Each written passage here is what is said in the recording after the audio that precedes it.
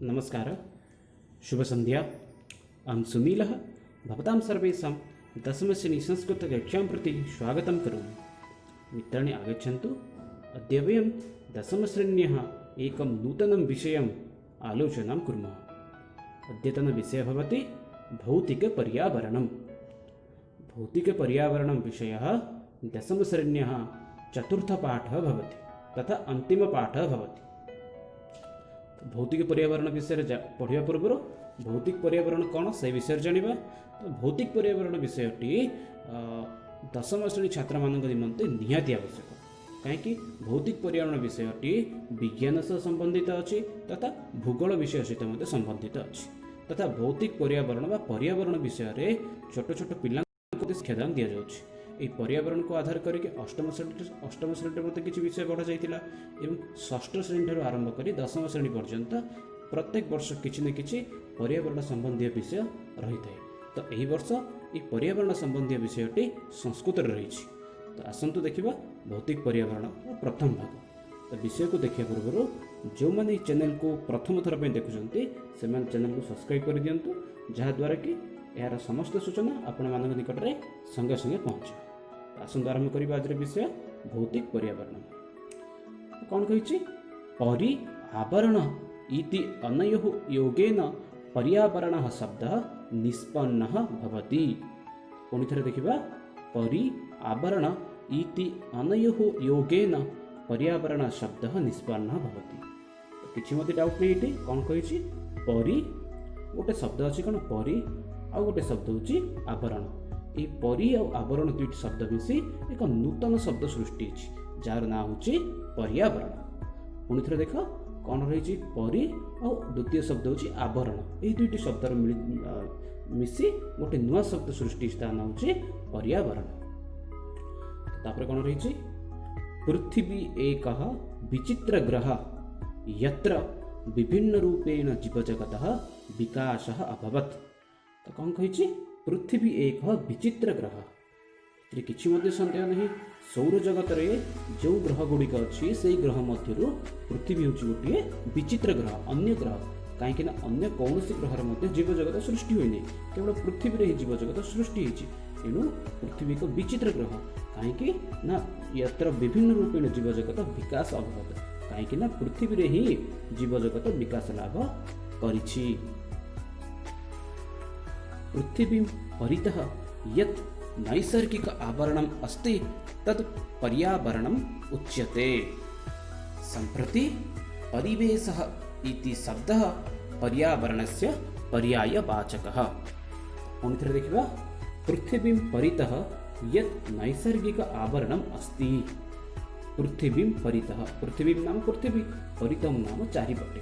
पृथ्वीर चारिपटे जो नैसर्गिक आवरणटी अच्छी ताको आमे कौन बोली कहू पर्यावरण उच्यते। ताको आमे कौन बोली कहू पृथ्वी चारिपटे जो नैसर्गिक आवरण अच्छी ताको पर्यावरण कहा जाए। संप्रति परिवेशः इति शब्दः पर्यावरणस्य पर्यायवाचकः। संप्रति नाम वर्तमान। संप्रति परिवेश इति शब्द वर्तमान समय रे परिवेश बोली शब्दटी पर्यावरणस्य पर्यायवाचकः। वर्तमान समय रे परिवेश बोली शब्दटी पर्यावरण कौन अटे पर्यायवाचक अटे। पर्यायवाचक नाम प्रतिशब्द, प्रतिशब्द बोली कहि परिबा पर्यायवाचक। तो देखिबा आगु कौन रही वेष्टेन परिवेशः स्यात् भानु सविध मंडले अमरकोशे परिवेशः इति शब्दः उपलब्धः। कौन कही पुणी थे देखिबा वेष्टेन परिवेशः स्यात् भानु सविध मंडले।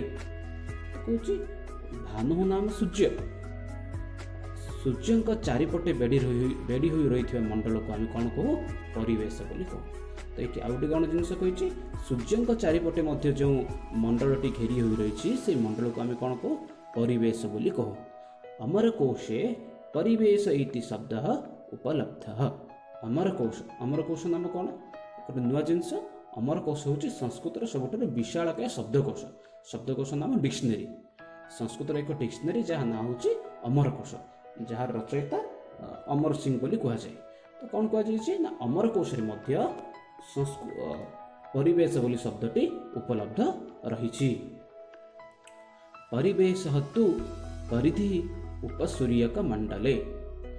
परिवेश तु संधि चीटी परिवेश ही परिधि उपसूर्य मंडले। तो कौन कही परिवेश ही होउची कौन ना सूर्य चारिपटे जो धूलिकण मंडल रही बुझे। तो पूर्व कौन कही परिवेश बोली आम क्या कहूँ ना परिवेश बोली आम कहूँ सूर्य चारिपटे जो मंडल अच्छी आम परिवेश बोली कहू। तो बर्तमान कौन कहूँ सूर्य चारिपटे क्यों मंडल रही सूर्य चारिपटे जो धूलिकण मंडल रही सूर्य चारिपटे जो धूलिकण मंडल रही आम कौन बोली कहू परिवेश बोली कहू। आगे देखिए परितः विश्यते अनेन इति परिवेशः। कौन कही परितः विश्यते अनेन इति। परितः नाम पूर्व कही चारिपटे चारिपटे अर्थ को बुझाए बोली आमे ताको परिवेश बोली कहू। परितः अर्थ हो चारिपटे चारिपटे अर्थ को बुझाए बोली आमे ताको परिवेश कहू। परिवेश युक्त घय हूँ प्रकृति प्रत्यय रही तार प्रकृति प्रत्यय कौन देती परिवेश युक्त घय परिवेश। तो चारिपट अर्थ को बुझाऊ एक आम कौन कही था परिवेश बोली कह जाए। तो परिवेश वर्तमान सुधा कौन आम समस्त जापर ये न सर्वं व्याप्तं भवति सह परिवेश। जहाँ सबुआड़े व्यापी रही ताही परिवेश। जगत परितः आवरणम पर्यावरणम। संसार चारिपटे जो आवरण रही ताही पर्यावरण। तो वर्तमान सुधा आम कौन जानले ना परिवेश कौन जानले परिवेश अर्थ कौन सूर्य चारिपटे जो धूलिकण मंडल रही आम परिवेश बोली कहू। ये न सर्वं व्याप्तं भवति सह परिवेश एवं ताहा छड़ा जे सबुआड़े व्यापी रही ताहा मध्य परिवेश अटे। जगत परितः आवरणम पर्यावरणम। संसार चारिपटे जो आवरण रही आम पर्यावरण कहू। तो ये परितः को व्यवहार कर गोटे वाक्य देचे सस्य क्षेत्रं परितः वृक्षाः सन्ति। सृष्टि प्रक्रियायां पंच महाभूतानि परस्परं संश्लिष्टानि। सृष्टि प्रक्रिया रे पंच महाभूतानि सृष्टि प्रक्रिया रे पांचटी महातत्व परस्पर संश्लिष्ट अच्छा। पंच महाभूत कौन देखा ये पंच महाभूत जाऊँच आकाश वायु जल अग्नि और पृथ्वी। तो कौन कही सृष्टि प्रक्रिया रे यही पांचटी महान तत्व परस्पर संबंधित अच्छा। कौन कौन पुणी थे देखा कौन पांचटी तत्व आकाश वायु जल अग्नि और पृथ्वी यही पांच जन सृष्टि प्रक्रिया रे परस्पर संबंधित अच्छा।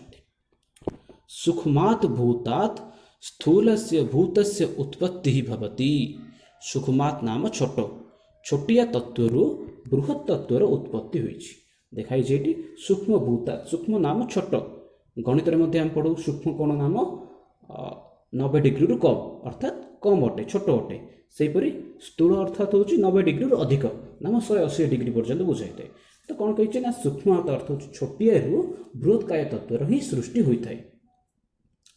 जपरिक श्लोक रही जल बिंदु निपाते न गोटे गोटे पानी टोपा टोपा मिसिक एक विशाल समुद्र मध्य होता है।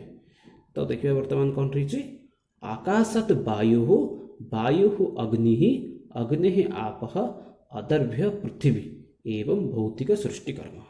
कौन कही आकाशात् वायु आकाशरु कौन सृष्टि ना वायु सृष्टि आकाशरु वायु अग्नि वायु किए सृष्टि अग्नि सृष्टि अग्ने आपः अग्निरु कौन सृष्टि आपः आपः नाम जल अदर्भ्य पृथ्वी एवं जलरु पृथ्वीर सृष्टि एवं भौतिक सृष्टिक्रम।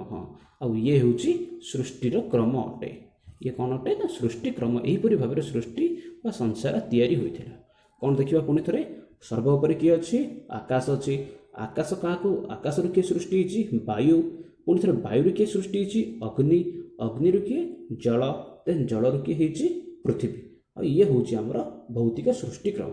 पाखे जो चित्र अच्छी से चित्र सठिक भाव में बुझा जाए। आशा करुच्ची आपण मानक सब बुझा पड़ो। तो वर्तमान देखिए कौन रही पृथ्वी स्थूलतमा यत्र अन्यानि भूतानि संश्लिष्टानि सन्ति। तो कौन कही पृथ्वी स्थूलतमा पृथ्वी कौन अटे स्थूलतम अर्थ होची विशालकाय अटे यत्र अन्यानि भूतानि संश्लिष्टानि जोंठारे अन्य तत्व गुड़िक संश्लिष्ट अछंती पर्यावरणे एतानि भूतानि गृहीतानि वर्तन्ते कौन कौच भल भाव देखा पृथ्वी स्थूलतमा पृथ्वी हूँ सबुठारु बड़ अटे यत्र अन्यानि भूतानि संश्लिष्टानि जोंठारे अन्य तत्व गुड़िक मध्य रही पर्यावरण एतानि भूतानि गृहीतानि वर्तन्ते एवं पर्यावरण मध्य एही मानकु ग्रहण करा जायछि। देखो प्रथम चित्र देख पृथ्वी अच्छी पृथ्वी भितर कौन अच्छी आकाश अच्छी जल अच्छी वायु अच्छी एवं अग्नि अच्छी ठीक से द्वितीय चित्र में मतलब देखाई ये जो गोलटा देखो सी हूँ पृथ्वी जो धरवा पृथ्वी में कौन अच्छी अग्नि अच्छी जल रोचे आकाश मध्य पृथ्वी सह संपर्कित रोचे एवं वायु मध्य पृथ्वी अच्छी तो ये कौन कहुई पृथ्वी स्थूलतम अटे जोठारे अन्य तत्व गुड़िक निहित रही। तो बर्तमान कौन रोचे आकाश वायु अग्नि जलम पृथ्वी च भूतानि पर्यावरण मध्ये एतेषां ग्रहणं भवति कौन आकाश वायु अग्नि जलम पृथ्वी च भूतानि पूर्व ही मुझे कौन कौन कही ना जल वायु अग्नि आकाश पृथ्वी यही जो पांचटी रही ए समस्ते कौन अटंती ना पंच महाभूत अटंती पांचटी तत्व अटंती एवं पर्यावरण मध्य एमानकु ग्रहण करा जायछि। उभय चित्र समान जिनस देखा जायछि जल वायु अग्नि पृथ्वी आकाश एठी मते समान जिनस देखा जायछि एठी हिंदी रे रहिछि एठी इंग्रजी रे रहिछि। तो वर्तमान आगु देखिबा इकोलॉजी ओइकोलॉजी इति शब्दद्वयम् ओकोस इति ग्रीक शब्दतः निष्पन्नम् यस्य अर्थः गृहम्। तो यहाँ को भल भाव बुझा तो कौन कही ओकोस बोली ग्रीक शब्द गोटे अच्छी जो ओकोस बोली जो ग्रीक शब्द अच्छी से कौन है ना दुईटी शब्द तो से रही कौन रही गोटे हूँ इकोलॉजी एवं अन्य जड़े होती ओइकोलॉजी। तो कौन कही इकोलॉजी और ओइकोलॉजी शब्द दुईटी क्यों आसी ना ओकोस बोली ग्रीक शब्द रु आसी अच्छी। तो पुणी थर देख ओकोस बोली ग्रीक शब्द रु इकोलॉजी और ओइकोलॉजी शब्द दुईटी आसी अच्छी एवं से ओकोस बोली शब्दर अर्थ कौन रही ना घर ओकोस शब्दर संस्कृत भाषार अर्थ कौन ना गृह संस्कृते ओकोस शब्द गृह पर्यायवाचक कौन कही संस्कृत में ओकोस शब्दर अर्थ कौन ना गृह पर्यायवाचक अटे। प्राणी जगत उद्भिद जगत च व्यापकं भवति व्यापकं गृहं भवति पर्यावरण। तो कौन कही प्राणी जगत और उद्भिद जगतर व्यापकता होची पर्यावरण। तो कौन कही पर्यावरण होची दी प्रकार आम जो चिंता करिए पर्यावरण मध्य मुख्यतः कौन अच्छी ना पर्यावरण मध्य दुईटी जिनस अच्छी प्रथम होची प्राणी जगत एवं अन्यटी होची उद्भिद जगत यही दुईटी को ही नहीं मुख्यतः संसार चलुची। तो पूर्व कौन देखी पर्यावरण में कौन कौन अच्छी पंच महाभूत अच्छी एवं ता सहित प्राणी जगत और उद्भिद जगत निहित रही। भौतिक जैविक भेदेन पर्यावरण द्विविधम कौन कही पर्यावरण कौन कौच पर्यावरण द्विविधम पर्यावरण हूँ दुई प्रकार अटे ता कौन कौन अटे ना कौन कौच पर्यावरण दुई प्रकार गोटे हूँ भौतिक पर्यावरण एवं अन्यटी हूँ जैविक पर्यावरण। तो कौन कौच ना पर्यावरण दुई प्रकार अटे गोटे हूँ भौतिक पर्यावरण एवं अन्यटी हूँ जैविक पर्यावरण। ये ऊपर को पलैछि टेस्ट गुड़ाक। तो देखा भौतिक पर्यावरणे पंचभूतानां जैविके वृक्षाणां जीवानां च ग्रहणं भवति।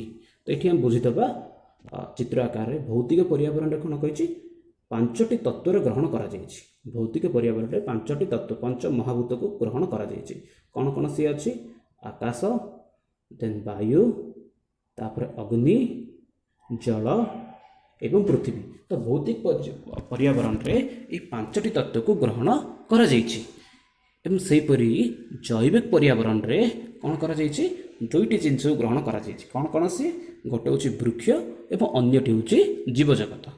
तो पुणी थे देखा यहाँ भौतिक पर्यावरण रे पंच महाभूत को ग्रहण करा जायछि से माने किए आकाश वायु अग्नि जल और पृथ्वी यही पांचटी को भौतिक पर्यावरण रे ग्रहण करा जायछि एवं जैविक पर्यावरण रे दुईटी ବୃକ୍ଷ ଓ ଜୀବଜଗତକୁ ଗ୍ରହଣ କରାଯାଇଛି। ତ ଦେଖିବା ବର୍ତ୍ତମାନ ଆଗକୁ ପ୍ରାଣିନଃ ଭୂମେଃ ଭୋଜନಂ ଜଲାତ୍ ଜଲମ୍ ବାୟୁମଣ୍ଡଲାତ୍ ପ୍ରାଣବାୟୁಂ ଚ ଗୃହୀତ୍ୱା ଜୀବନ୍ତି। ତ କ'ଣ କହିଛି? ପ୍ରାଣିନଃ ନାମ ଜୀବମାନେ ଭୂମେଃ ଭୋଜନମ୍, ଜୀବମାନେ କେଉଁଠୁ ଗ୍ରହଣ କରନ୍ତି? ପ୍ରାଣୀମାନେ ଭୂମେଃ ଭୋଜନମ୍, ଭୂମିରୁ କ'ଣ ଗ୍ରହଣ କରନ୍ତି? ଭୋଜନ ବା ଖାଇବା ଭୋଜନକୁ ନିଜର ଗ୍ରହଣ କରିଥାନ୍ତି। ସେହିପରି ଜଲାତ୍ ଜଲମ୍ ନାମ ଜଳରୁ ନିଜର କ'ଣ ଗ୍ରହଣ କରିଥାନ୍ତି? ପାନୀୟ ଜଳକୁ ବା ଯେଉଁ ପାଣିକୁ ପିଇବା ଉଚିତ ସେହି ପାଣିକୁ ଆମେମାନେ ଗ୍ରହଣ କରିଥାଉ। ଏବଂ ତାପରେ କ'ଣ କହିଛି? ବାୟୁମଣ୍ଡଳାତ୍ ପ୍ରାଣବାୟୁଂ ଚ ଗୃହୀତ୍ୱା ଜୀବନ୍ତି, ଏବଂ ବାୟୁମଣ୍ଡଳରୁ ପ୍ରାଣବାୟୁ ବା ନିଶ୍ୱାସ ଅମ୍ଳଜାନକୁ ଗ୍ରହଣ କରି ସେମାନେ ବଞ୍ଚିଥାନ୍ତି। ତ ସିଧାସଳଖ ଆମର ଜୀବନ ବିଷୟରେ ଦେଇଛି ନା କ'ଣ କହିଛି? ଯେଉଁ ଜୀବମାନେ ରୁହନ୍ତି ସେମାନେ ଭୂମିରୁ ଭୋଜନ, ଜଳରୁ ପାନୀୟ ଜଳ ଏବଂ ବାୟୁମଣ୍ଡଳରୁ ପ୍ରାଣବାୟୁକୁ ଗ୍ରହଣ କରି ସଂସାରରେ ବଞ୍ଚି ରହିଥାନ୍ତି। ଆଉ ଦେଖିବା ଭୌତିକ ପର୍ଯ୍ୟାବରଣସ୍ୟ ସୁରକ୍ଷୟା ଜୀବଜଗତ୍ ସୁରକ୍ଷିତಂ ଭବିଷ୍ୟତି। କ'ଣ କହିଛି? ଭୌତିକ ପର୍ଯ୍ୟାବରଣ ମାନେ କ'ଣ? ଆକାଶ, ଜଳ, ବାୟୁ, ଅଗ୍ନି, ପୃଥିବୀ, ଏଇ 5 ଜଣ ହେଉଛନ୍ତି ଭୌତିକ ପର୍ଯ୍ୟାବରଣର ଅଂଶବିଶେଷ। ତ କ'ଣ କହୁଛି? ଭୌତିକ ପର୍ଯ୍ୟାବରଣର ସୁରକ୍ଷା ଦ୍ୱାରା ଜୀବଜଗତ୍ ସୁରକ୍ଷିତଂ ଭବିଷ୍ୟତି। ଭୌତିକ ପର୍ଯ୍ୟାବରଣର ସୁରକ୍ଷା ଦ୍ୱାରା କ'ଣ ହୋଇପାରିବ? ନା ଜୀବଜଗତ ସୁରକ୍ଷିତ ହୋଇପାରିବ। ତ ଜୀବଜଗତ କିପରି ସୁରକ୍ଷିତ ହୋଇପାରିବ? ଯେତେବେଳେ ଏହି 5ଟି ଜିନିଷ ବା 5ଟି ତତ୍ତ୍ୱ ସଠିକ୍ ରୂପରେ ରହିବେ। କାହିଁକିନା ଏହି 5ଟି ତତ୍ତ୍ୱ ଉପରେ ସିଧାସଳଖ ଜୈବିକ ପର୍ଯ୍ୟାବରଣ ନିର୍ଭର କରୁଛି। ତ ଏଇଥିପାଇଁ କ'ଣ କହିଛି? ନା ଭୌତିକ ପର୍ଯ୍ୟାବରଣ ଯେତେବେଳେ ସୁରକ୍ଷିତ ରହିବ ସେହି ସମୟରେ ଜୀବଜଗତ ସୁରକ୍ଷିତ ରହିପାରିବ। ତ ଇଏ ଥିଲା ଆଜିର ଆମର ଭୌତିକ ପର୍ଯ୍ୟାବରଣର ବିଷୟ।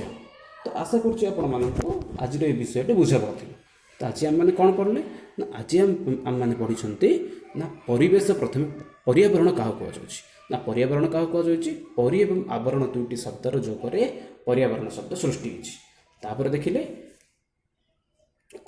ପରିବେଶ ମାନେ କ'ଣ? ପରିବେଶ ଅର୍ଥ ହେଉଛି ସୂର୍ଯ୍ୟଙ୍କ ଚାରିପଟେ ଯେଉଁ ଧୂଳିକଣା ମଣ୍ଡଳ ରହିଛି ବା ସୂର୍ଯ୍ୟଙ୍କ ଚାରିପଟ ମଣ୍ଡଳକୁ ଆମେ ପର୍ଯ୍ୟାବରଣ ବୋଲି କହୁ।